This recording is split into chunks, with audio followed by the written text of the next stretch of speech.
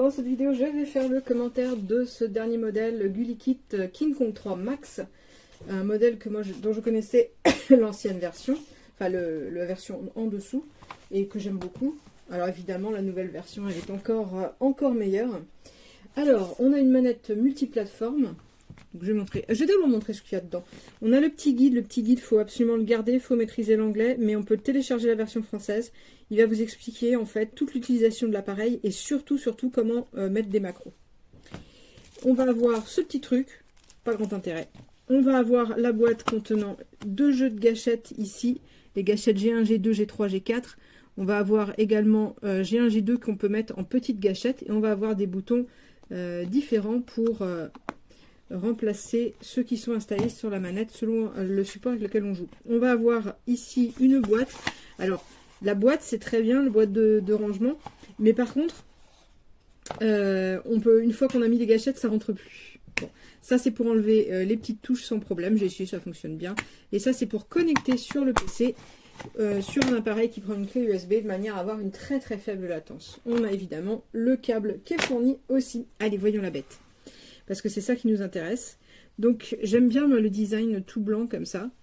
Voilà, j'ai installé les gâchettes. Et on va avoir un petit switch ici. Alors le petit switch, c'est le Smart Trigger.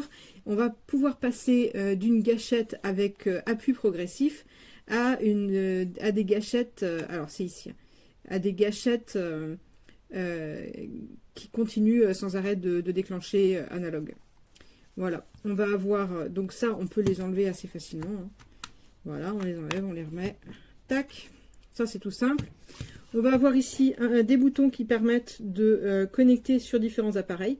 Donc ici, on va connecter sur le petit truc de connexion qu'on a vu tout à l'heure, sur le PC, sur la Switch, etc. Et ici, je ne me souviens déjà plus.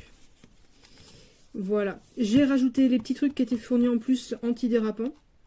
On va avoir ici une manette, alors c'est du haut de gamme à tout niveau, c'est-à-dire qu'on va avoir le Smart Trigger, on va avoir les vibrations moteurs maglev sur les côtés qui vont faire des retours haptiques.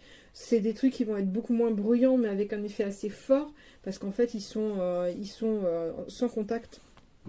Et on va avoir les deux joysticks ici à effet Hall.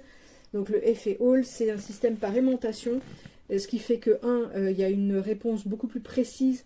Et 2, il y a une usure beaucoup moins forte. Donc ça dure extrêmement longtemps ces trucs-là. La manette est assez lourde, mais elle est très agréable à tenir.